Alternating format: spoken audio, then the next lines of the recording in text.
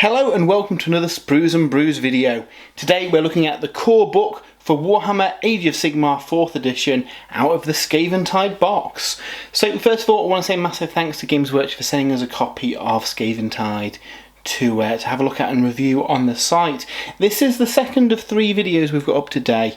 The first one covering a full unboxing of the set, going through all the miniatures and everything in there. And we've also got a battle report up as well, pitting the Skaven against the Stormcast. But in this video we're taking a look at the core book and the core rules for the 4th edition of Age of Sigmar. Now this is going to cover the stuff that's in this book. We've also got an article and a video going up on Monday which covers the Spearhead supplement that comes within the box, so make sure to give us a follow if you want to see that too. But yeah, this video is going to focus on the core book itself. Big chunky hardback book that comes within the box itself. I suspect this will be available separately as well to buy. I don't know when that is up for pre-order, but next Saturday the Skaventide box goes up containing this. So yeah, it's can you believe it's been 9 years since Age of Sigmar was released, and a lot's happened in that time. Obviously we've gone through a lot of editions of the game, from the basic kind of 4-page rules of the original Age of Sigmar, through the Soul Wars era, and then into 3rd edition, which was probably my favourite Games Workshop game, or certainly the most played Games Workshop game in recent times. I've had lots of fun playing through 3rd edition, and I think it was a little bit anxious, I guess, going into 4th edition when it was first announced. I was a bit concerned that we'd, see some things that had been introduced in 40k that I wasn't too keen on, such as, psychic powers becoming more kind of passive buffs rather than an active element that you're casting, and kind of I found a lot of the flavour had been taken out of some of the core factions until their codexes came out. And I'm happy to report that with 4th edition Age of Sigmar that is absolutely not the case. This is very much still kind of at its core Age of Sigmar, and there's some really, really cool bits in here. Obviously things have been changed and tweaked, and some things operate in different ways than they used to, but I do think all these changes are for the good. So what we're going to do in this video is go through this book, have a look at those, and see how it plays. Now obviously one of the things that Games Workshop have done is the 3 ways of playing. We have got match play. Within the box there are General's Handbook cards which have all the missions and everything on them. These will be the same missions that are going to be in the physical General's Handbook, so if you do pick up the box you've got access to all of them. Path to Glory is in this book as well. Again, we'll look at that as we get to the end of the video. That is something that's going to be expanded upon in the various battle tomes too, which is really exciting. And then we've got Spearhead, the new way to play. That uses the content of just a Spearhead box, and the battle takes place on a Warcry board, so a Warcry sized board.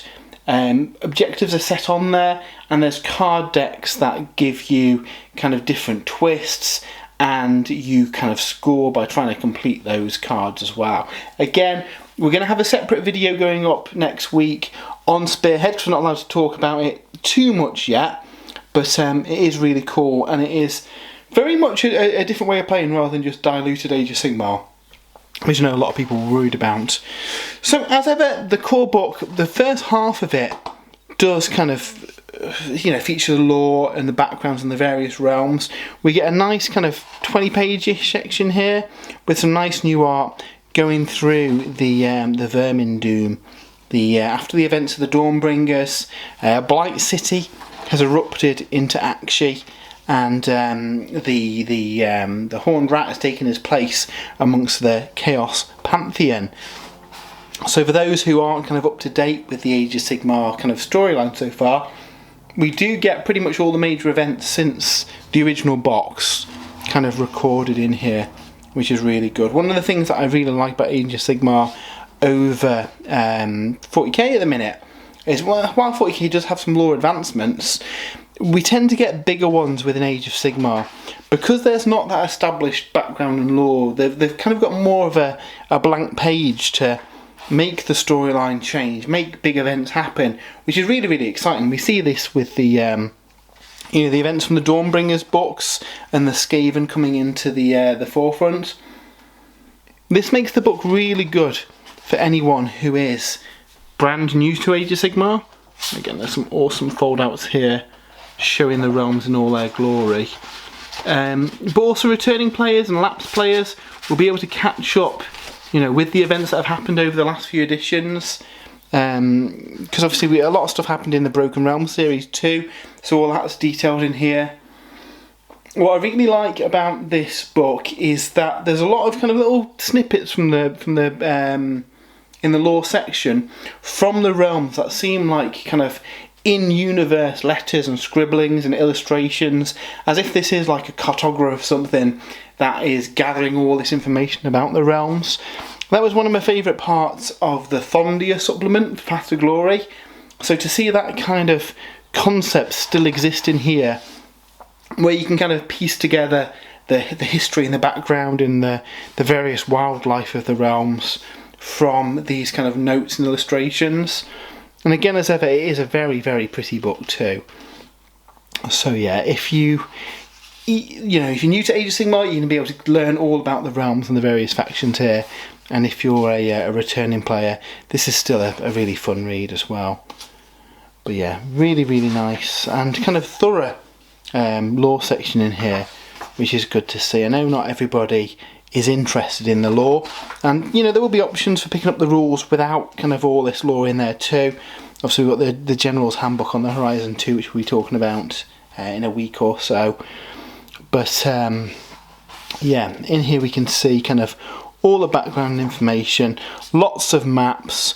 I think Age of Sigmar got a bit of a bad rep back when it came out because it was very much just Stormcast fighting you know, Khorne originally, and there was an argument of that it didn't have quite the, you know, established background that Warhammer Fantasy did. We're at the point now where we've gone through 4 editions, there's a lot of kind of lore and a lot of kind of in-universe history too. So this will let you kind of get up to date and kind of absorb all that knowledge, which is really cool. I'm looking forward to seeing how they kind of continue. One of the things they have done in Age of Sigmar is generally the big kind of pivotal world-changing kind of storylines have been on those end of edition kind of book series. I'd quite like to see something like this kind of take place throughout the edition rather than waiting till the end. So maybe have, you know, supplements or battle tomes where we see this lore development. And I guess the argument against that is that in order to get the full kind of history, players would need to pick up every battle tome then, whereby concentrating them on just these kind of narrative series like Dawnbringers, it means that everybody's got kind of access to them if they want to, without needing, you know, to pick up every single book along the way. And again, as ever, we get some really nice faction breakdowns, both with lore and information about the various factions, but also full kind of showcases of the armies and the miniatures too. For people kind of getting into the game, this is always what kind of really grabbed me with these core books, having that information about the races to be able to pick what army I want to play. It was quite nice to kind of read through and learn about them as a new player, and I'm sure kind of other players coming into this as a fresh player to the game, this will kind of capture their imagination and help them kind of decide which miniatures they want to pick up. I remember, I've been playing about 30 years now, and picking up the 2nd edition 40k book and paging through and seeing those miniatures showcases kind of really kind of got me excited about collecting my first Tyranid army, for example. So yeah, I know a lot of people, you know, in the age of the internet it's a bit different as well, where there's miniature pictures online and guides, and it's really a lot more easily accessible than it used to be. But I still don't think you can beat paging through a book and you know, enjoying that lore at your own, you know, pace and absorbing in all that knowledge. So like I say, we've got the full breakdown of all the races here. We'll flick forward a bit. There are a few shots of some new models in here. I think they have been revealed now on Warhammer Community, but obviously we've got some exciting things still to come. Probably starting with the Stormcast and the Skaven. If past history is anything to go by, August, September maybe, we might start to see the initial battle tomes. Obviously I think this box is coming out a little bit later than I originally anticipated, so again that might be a little bit later than we're used to. But yeah, there's going to be lots of exciting stuff on the horizon. It wouldn't surprise me if they did similar to 40k, where all the factions get at least a model when they get their battle tome out. I suspect by the time this box is out and we have the next kind of preview show, we should learn a little bit more about kind of what the plan is for battle tomes going forward. If you have got an army already, there will be full rules available to download before the box is in shops. So yeah, we're going to have some articles on that in the coming future too, but stay tuned to spruesandbrews.com and Warhammer community, because you will be able to be playing with your full faction packs as soon as this box is released, so that's really good too. So yeah, really nice introduction, lots of cool stuff, but what people are really interested about are the rules themselves. Now, some people will have been able to play some preview games in some of the events that Games Workshop have done. Warhammer World, for example, had a really cool Age of Sigmar kind of launch event where people got to play the game. Digging into the rules though, majority of the information that we already knew from Warhammer community. The main consensus is things have been tightened up, and the biggest thing for me is there's a lot of colour coding and clarity on when things happen. So if we flip over the page here, a lot of the game works around abilities now. Everything's been broken down to an ability. So a move is an ability, running is an ability, charging is an ability. That means that they can set out some of their interactions that kind of limit what actions you can do, how the actions work, and having clear kind of like targets for those actions, resolutions, how you declare it, all that kind of stuff is a lot clearer now, more so than it's ever been. Each kind of ability has been given a kind of little symbol to denote what it's about, so whether it's something about movement or shooting. But in addition to that, they've also been broken down into colour based on what phase they work in. So we'll see if we flip forward a little bit. There's a couple of pages on. They've broken down the whole turn into all these different colour coded things. So black for starter turn, yellow for hero phase, grey for movement phase, blue for shooting phase, orange for charge phase, red for combat phase, and purple for end of turn.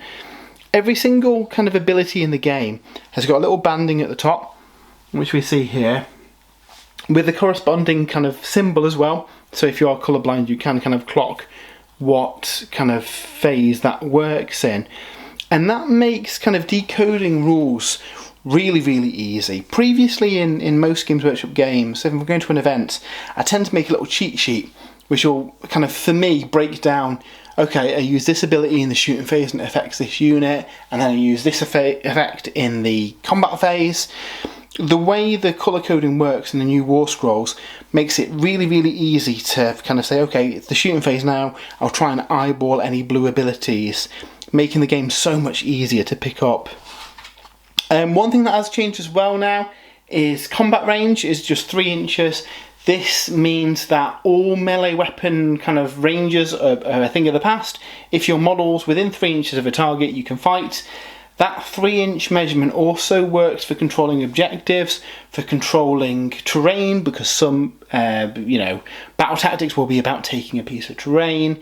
And also a lot of the passive buffs from models as well will work within that 3-inch ranging as well. So there's that's been simplified, and it makes it really easy to kind of clock what things your unit can interact with based on the rangings. Where before, some units, if they had a short range, you'd have to do a bit of fiddling around when you're piling in and stuff to maximise kind of what's attacking. That is kind of no longer a thing anymore.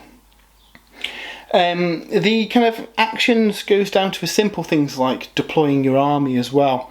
So again, in order to kind of cover for any rules quirks and stuff, deploying is an action, and that means you can put it down in your territory more than 9 inches away from enemy territory.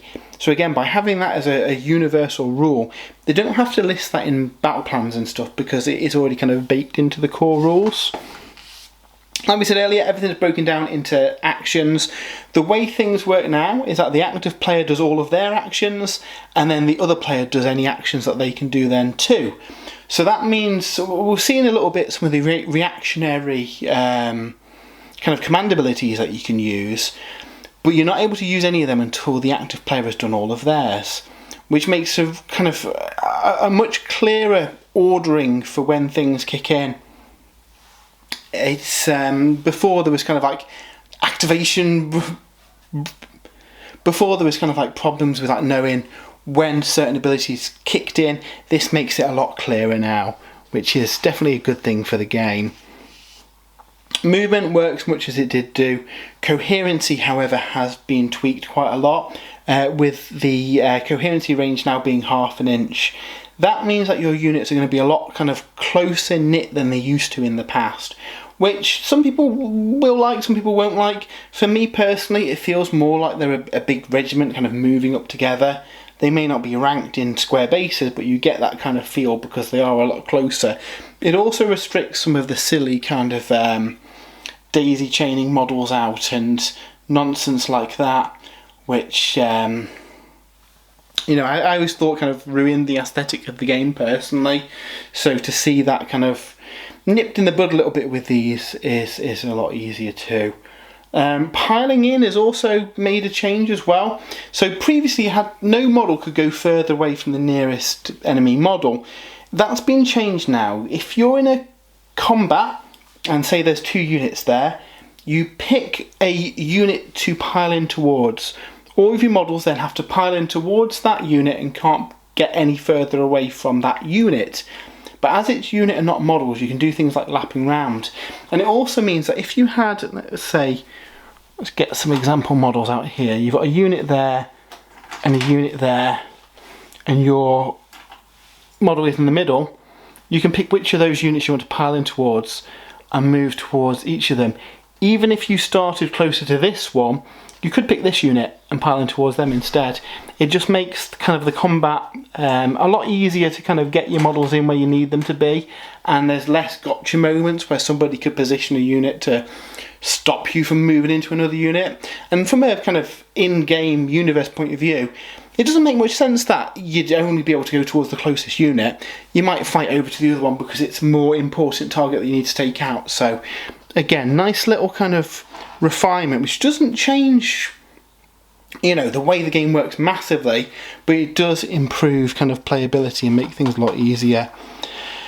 Damage is something that is being tweaked in it as well. Previously you allocated damage to models, you now allocate damage to units. So say if you had a unit with a wounds characteristic of 3, you would count the number of wounds suffered, and once that meets the health characteristic of the unit, which is the new word for wounds essentially, you then remove a model of your choice, and it's the active player who gets to pick what gets removed. And again, that leads to less kind of gotcha moments where, because you've put, you know, the wound dice on a wrong model, you end up shooting yourself up in the foot and kind of breaking coherency, or maybe picking a model that was less ideal at that kind of particular point in the game. With the damage now being on the unit, you've got the freedom to take basically the best unit, the best model to take in that situation, which again, some people won't like that. I think is a really good change. We tended to play like that anyway, where, you know, okay, that guy's got the dice on him, but we'll just take the less ideal model there in order to keep the game fun and keep it flowing. So that's a really good thing. Combat really works much as it did. You still kind of roll to hit and wound. You've still got rend and damage. One thing that has changed, however, are weapon abilities. Now, 40k had this with a lot of kind of keywords and universal special rules that did lots of different things. For Age of Sigmar, that's boiled down to just like 7 core universal weapon abilities, and they're all very clear on what they do and how they work. So you've got anti-X plus 1 rend. And essentially this will give you a target type or a situation type, and allow you to have an increased rend characteristic if those conditions are met. So rend across the board has gone down. Rend 2 is high in 4th edition. There's very few things that have rend higher than that. So once you bolt on these kind of anti-abilities, you could have tailored units that are designed for taking out specific targets. So an anti-infantry unit would get additional rend against infantries, where an anti-monster unit would get additional rend against monsters, or even an anti-charged character would get additional rend against something that has charged you.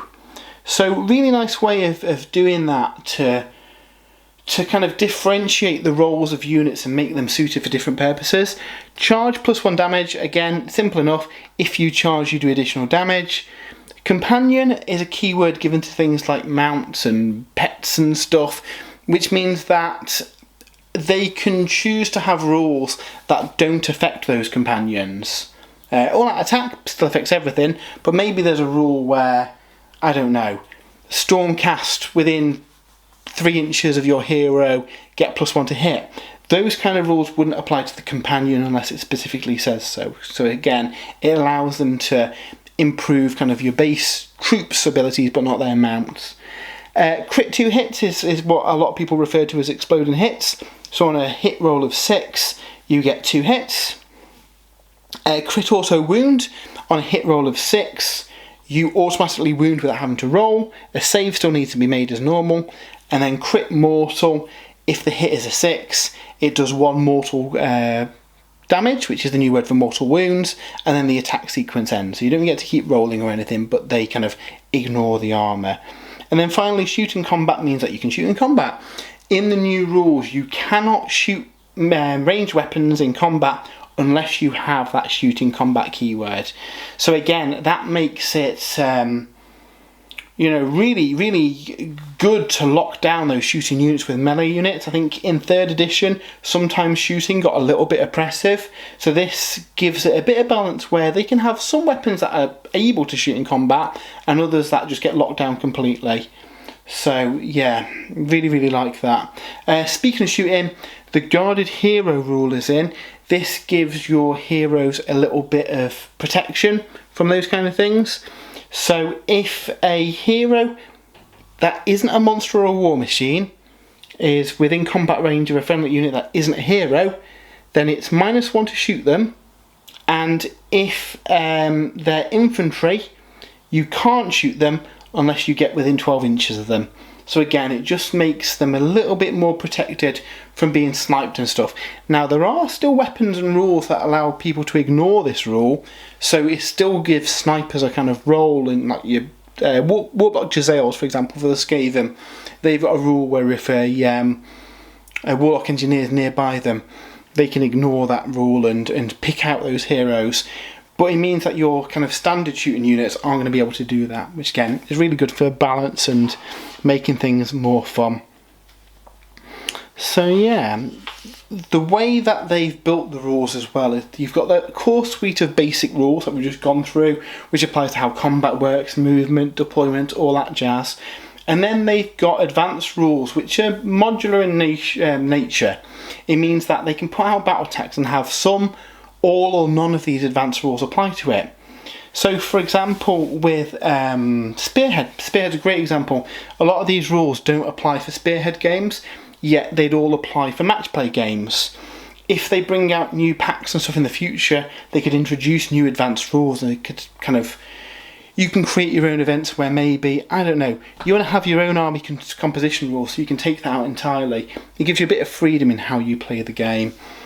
Now, a lot of the kind of more gritty stuff is within these advanced rules, and here's where we get some big changes really to how Age of Sigmar works.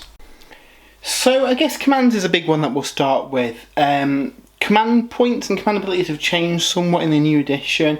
Each player now gets 4 command points at the start of the battle round. They will last you the entire battle round, so you're no longer getting any each turn. In addition to that, the player that's the underdog, and that's the player who has got the least victory points at the start of the battle round, they get an additional command point as well.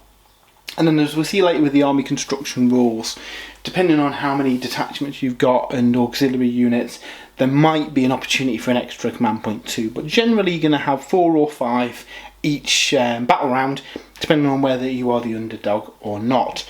A lot of these are very similar to how they worked in 3rd edition, but a lot of them have had big changes as well. So we'll run through these now. In the hero phase, you've got Rally. This one, previously, you rolled dice for slaying models, and if you rolled a 6, you brought 1 back. This kind of incorporates kind of the concept of heroic recovery and rally rolled into one. Heroic actions aren't a thing anymore, neither are monstrous rampages, though there are some abilities that work in kind of the same way. So there's no kind of like hero only healing ability. It's now been rolled into rally. The way it works is you pick a unit and then you roll 6d6, and for each 4+, you receive a rally point. You can either use that to restore a wound, or if you've got enough rally points, use them to return a slain model. So for example, if you've got a unit of rat ogres, let's say, one of them's been slain and one of them has got 2 wounds inflicted on it. It's only got 2 health left. You roll your 6 dice, and say if you rolled 3 4+, you wouldn't have enough to bring back an entire rat ogre, but you could heal up the missing wounds on the one that's wounded. If, however, you rolled 5 4+, you could use 4 of them to bring back 1 slain rat ogre, and then use the spare points to heal up the one that's wounded. There's no restriction here that you have to heal up your wounded models first before you bring back new ones. You're free to do it in any combination, and that's really cool. There's things that interact with that as well. So banners, standard bearers, give you additional dice, and there's some rules that will give you additional dice too, based on units that are more likely to come back. So really like that one. It's very strong. Obviously you've only got 4 command points per battle round, so you are going to have to choose when you use this, but yeah, I think it's going to be a popular one. Another popular one is going to be magical intervention. So for a command point, you can cast a spell or a prayer at the end of your opponent's hero phase. It is -1 to cast, but this opens up some brilliant play. So in the battle report, if you've not watched it yet, there's a few moments where Dave casts Skitterleap on his Greyseer in my turn in order to kind of like jump and contest objectives and stuff, which is, you know, really quite fun. In the movement phase, you can redeploy. Now, this isn't a reaction to a unit moving near you anymore. Simply at the end of the movement phase for a command point, you can move a unit d6 inches. At the double stays the same, where you just add 6 to your run roll instead of having to roll. In the shooting phase, you've got covering fire. This again has changed, so Unleash Hell as a concept's gone. You don't shoot in as the enemy charges in. Instead, at the end of the enemy shooting phase, you can spend a command point to shoot with one of your units. Now, there are some restrictions there. You can only shoot the closest unit, and it is also -1 to hit as well, making it a little bit less oppressive than it used to be, but opens up some potential for some really cool play where, you know, your cannon shoots something as the enemy kind of scamper by. The biggest one, I think, for me is counter charge. So this is in the charge phase. For 2 command points, you can make a charge with one of your units. That is massive. People are going to have to be really careful now that they kind of stay out of the potential threat range of powerful units. You know, you could move onto an objective and be, I don't know, 8 or 9 inches away from an enemy unit, and someone might decide, you know what, I'm going to gamble. I'll spend those 2 command points and aim for a longball charge. A, to get my models into combat and you know, potentially slay some models, but B, you could actually deny them taking that objective or take the objective for yourself. So lots of really fun stuff you can do with that. Forge Victory is the same. You get to re-roll your charge, and all-out attack and all-out defense work exactly the same way too. There is a new one at the end of turn as well, Power Through. If you've got a model that's got a higher health characteristic than the models that it's in combat with, for a command point, it can do D3 mortal damage to the unit that it's kind of in combat with, and then move its move characteristic out of combat. Again, that could be good for freeing up a unit ready to do something in your turn, or you could perhaps use that to slingshot a unit onto an objective. There's a lot of stuff that you're going to want to use command points for, and we've found that in every game we've burnt through them so quickly. So I think part of the kind of like tactics in 4th edition is knowing what command points are worth, what kind of holding on to, what abilities do you want to do. It's not necessarily going to be all out attack and all out defence, because there's a lot of powerful stuff that you can do on top of those too. So really like that change. Terrain has had a bit of an overhaul too. So now there's 5 kind of like keywords for the terrain. So cover means that if you're on the other side of it or wholly within it, it is -1 to hit you, unless the target charged or they have the fly keyword. Impassable means that you can't move across it or set up on top of it. Obscuring means that you cannot target units on the other side of it unless it has the fly keyword. Place of power. Now this allows you to do an action at the start of the turn where it's basically a gamble mechanic. You roll the dice. On a 1 you take D3 mortal damage to yourself. On a 2+, your hero, if they're a wizard or priest, gets +1 to their casting enchanting, and if they're not, then they get to unleash or banish manifestation as if they were. So again, that kind of brings the concept of the old heroic action that let you unbind an additional spell, for example, but it kind of ties it to a scenery piece. And then unstable means that you can move across it, but you can't end on top of it. All of those keywords are then applied to various terrain features, and at the end of the book, we'll flip ahead now just to show you, but there's actually a full list of every Citadel terrain feature and what kind of keywords apply to it, how big they are, how many pieces they are, and it does cover every single piece of scenery there that may have in your collection. Not necessarily even current ones. There's old stuff in there too, which is really cool to see. It means if you've got any official Games Workshop terrain, you will have the rules for them in there, which is ace.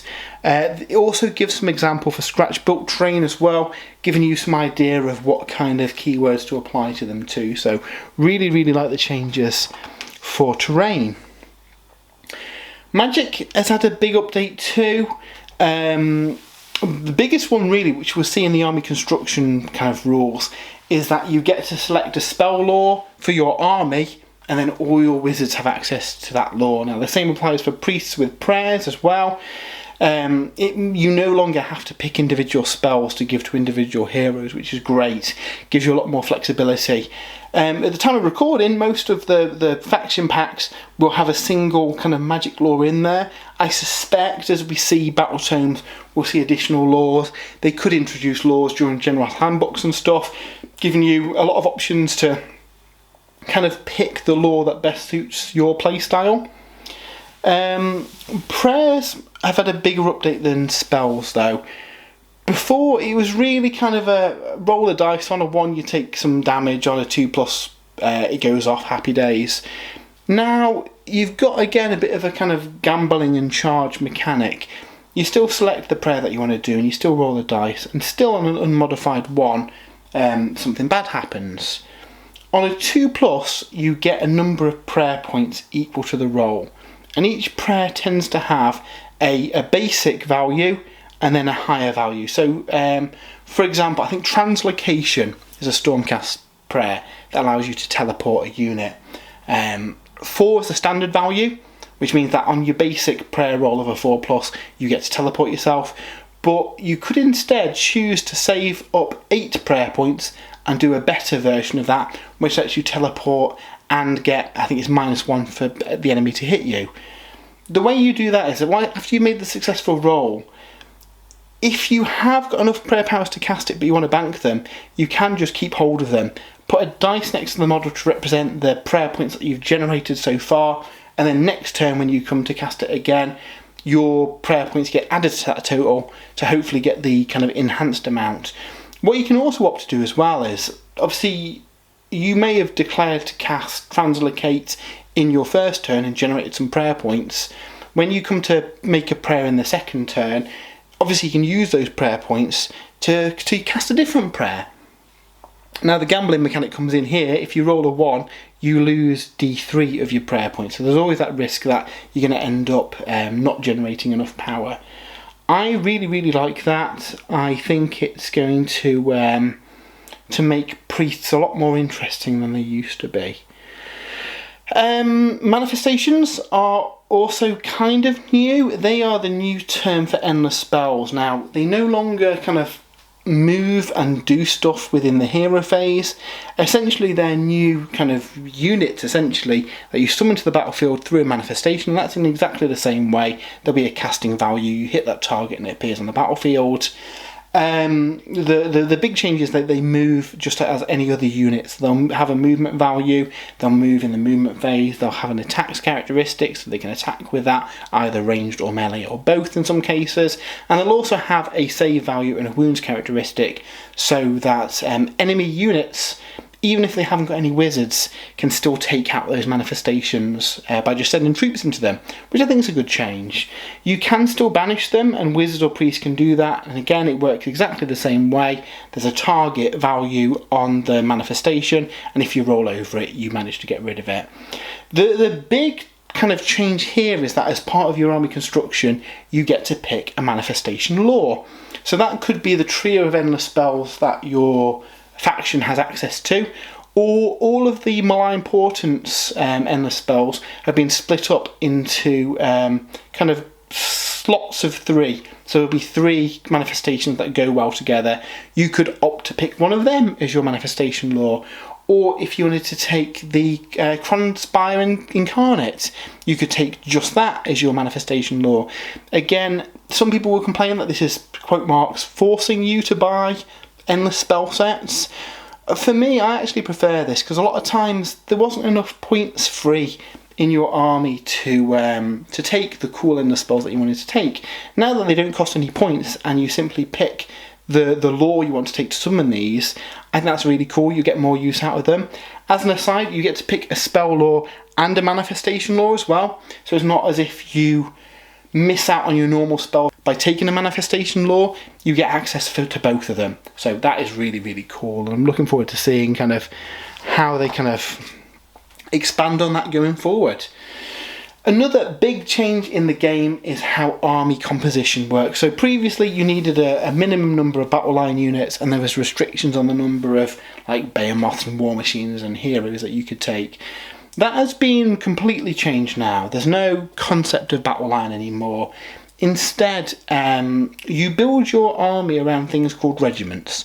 You have to have at least 1 regiment, you can have up to 5, and each regiment consists of a hero and 3 other non-hero units, or in the case of your general's regiment, 4 other non-hero units.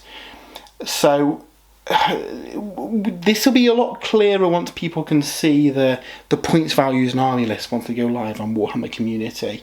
So we'll use some abstract examples. You might have a hero with a bow who's a particularly shooty hero, and he is allowed to take within his regiment other shooty units, where a particularly powerful general might have no restrictions on the units that he can take and can take any units.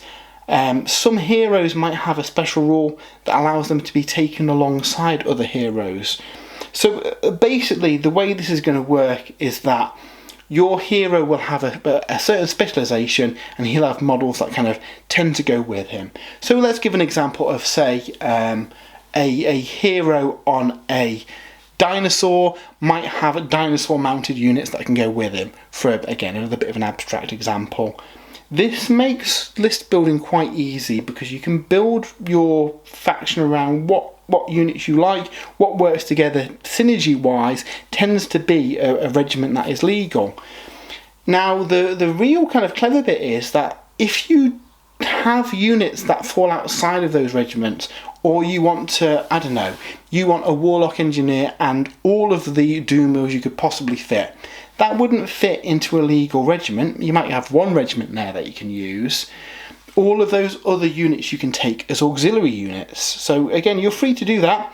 The downside is each regiment is a single drop for deployment. So say if you had your, for the Stormcast for example, we've got the Lord out of the box, and maybe he's got 2 units of Liberators, a unit of Prosecutors, and a unit of Reclusions. That could all be within his regiment, and all of those would drop at the same time on deployment. And again, there's a big advantage to be the player who has finished deploying their army first, because you get to pick who gets the first turn. If you had any auxiliary units that don't fit within regiments, each of those units is a single drop themselves. So the more that you take, the more likely you are that you're going to be finishing deploying last. And also, if you take more auxiliary units than your opponent, then your opponent gets a bonus command point too. So it's kind of the best of both worlds. You've got the kind of the more kind of easy army building, because you're going to be building these regiments around the heroes that you've got, and the units that they can take make sense for that hero. So you can, you know, go to town and make really low drop armies if you want to. Or if you want to take all the wacky stuff, you can do that, but it's going to cost you in command points and being able to go first. So really, really like that. Now, once you've kind of done that and built up your regiments with your various heroes and the things that can go with them, and you see a good example here, you have to take at least one. One of them has to be the general. The general's regiment can take 4 units, and then all the other heroes can take 3 units. You pick your faction and your battle formation. So these are kind of like the sub-factions in the downloads that are going to be on Warcom before this box is released. You've got quite a lot of selection on which ones that you pick, compared to how 40k worked when you had the free downloads. So there might be, for example, a formation that is based around the extremist chamber, for example, or a formation that is based around lots of infantry. You'll pick the one that kind of best fits your play style. You then get to add your kind of faction train if you've got any, and then your enhancements. So there'll be various charts on there for like artifacts and mount abilities and stuff. They work much like they do at the minute, and you pick the one that you want, and then you pick a spell law, a prayer law, and a manifestation law, and all your wizards, priests, whatever, get access to them. So it is a lot clearer when you've got those downloads. Essentially the lists that show the points, they will have what units fit into what characters' regiments. So you have to take my word for it for now, but once they're out in the wild, it'll become a lot clearer. But yeah, I really like how kind of armies are constructed. I think that's much better than it used to be. Command models now are just keywords on your war scroll, and again that makes things a lot easier too. So if you've got the champion keyword on there, it means that a model in there gets an additional attack. Straightforward. It used to be part of the profile, but again, by just having a keyword they can clear it up. Oh, musicians, so I mentioned about rally earlier. It's musicians that lets you make an additional rally roll of d6 when you are trying to rally. So if you were rallying with a unit with a musician, you'd roll 7 dice instead of 6.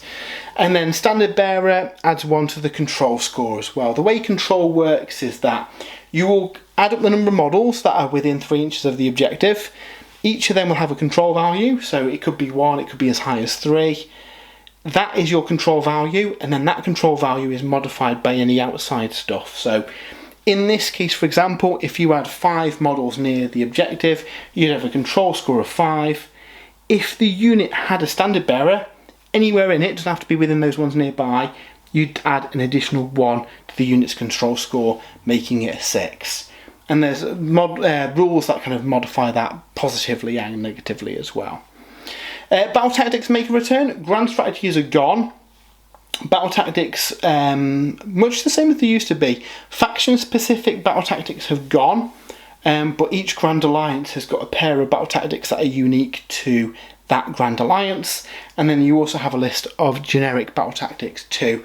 Again, these are part of the kind of General's Handbook pack that you get within the Skaventide box, So that opens up scope for, you know, next year when they release the next General's Handbook, they can have new battle tactics in there for both the factions, for the Grand Alliances and the Universal ones too. There's a lot of ones that we've seen here before, but make sure to read them because there are a few little tweaks here and there. So take the flanks, for example. You've got to make sure that both your units are outside of friendly territory when they do that. Other than that though, it's very straightforward. It's still kind of exciting being able to try and do those and working out the order that you're trying to achieve them.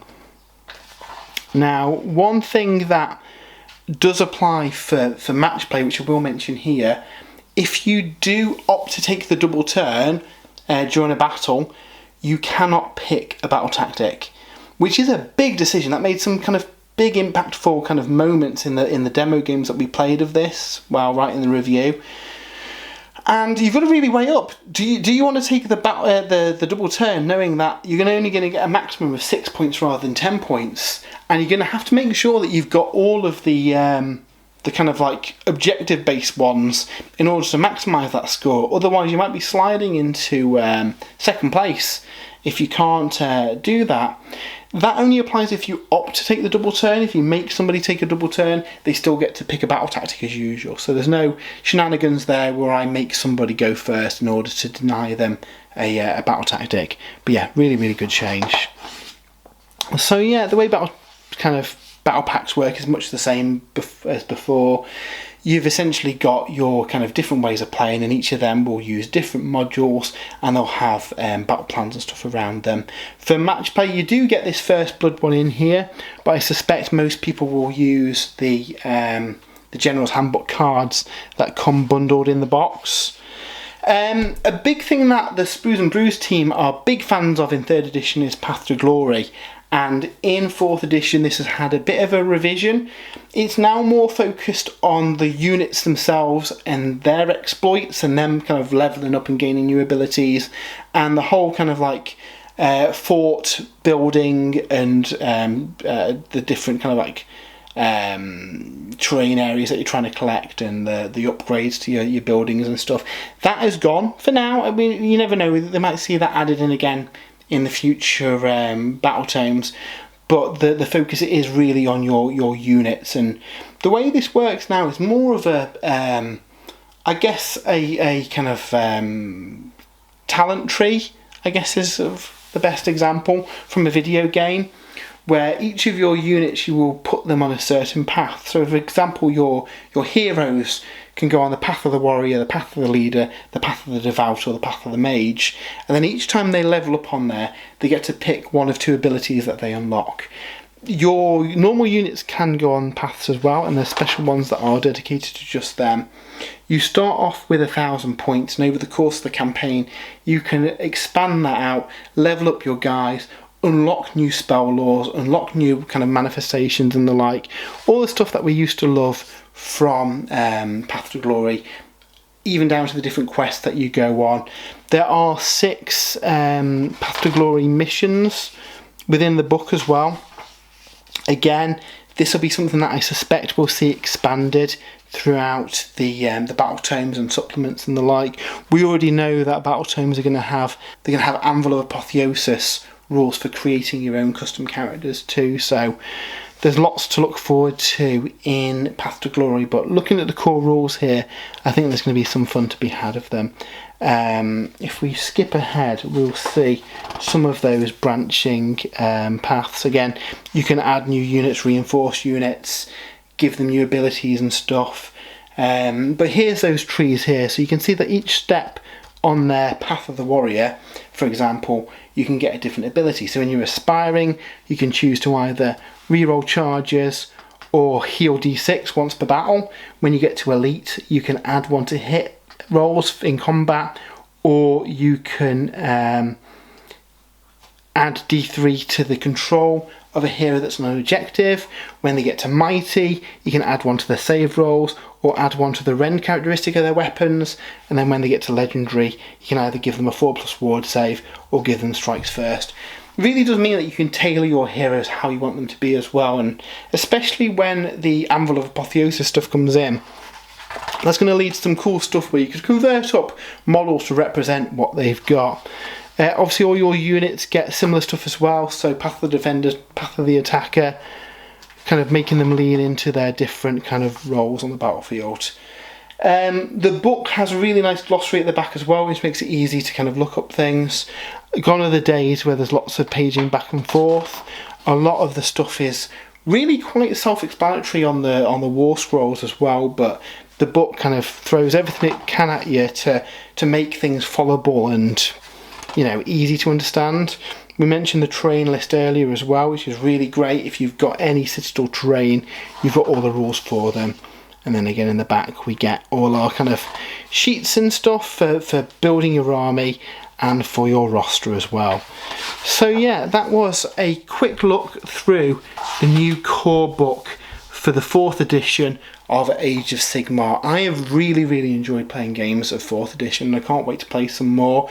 I've played about 5 games so far, and yeah, I'm excited. It is great fun. Some of the interactions, like the having to choose whether you take the double turn at the expense of maybe not getting your battle tactic, is really fun. And a lot of the rules kind of simplifications and tweaks and stuff just make the game flow and just feel really fun.